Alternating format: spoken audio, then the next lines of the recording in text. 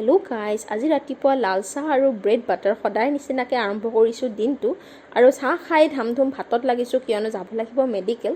আজি ফাইনেলি ভণ্টি ৰিলিজ হ'ব। আপোনালোকক মই ব্লগত দেখাইছিলোঁ, তাকে মেডিকেল এডমিট কৰিছোঁ পেটৰ বিষৰ কাৰণে আৰু 4 দিন ৰখাৰ পিছত মানে তাইক ৰিলিজ কৰিছে আৰু মানে মনটো ইমান ভাল লাগিছে 4 দিনৰ পিছত। তাইৰো মনটো মানে খুব ভাল লাগিছে, মানে কি ক'ম, মানে তাই 4 দিনৰ মূৰত নিজৰ বাচ্ছাকেইটাক দেখাব পাৰি। 4 দিন মানে তাই ভিডিঅ' কলো কৰা নাই এনেকৈ বাচ্ছাকেইটা কান্দে বুলি, মানে বহুত ডাঙৰ কথা মানে ন, এনেকৈ বাচ্ছাক এৰি থৈ আহি পিনে 4 দিন নেদেখা থকা।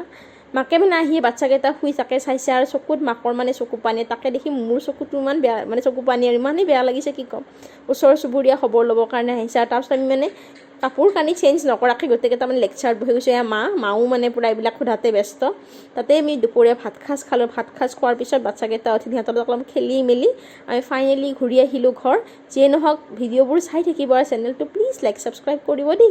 আজিলৈ ইমানেই, বাই বাই।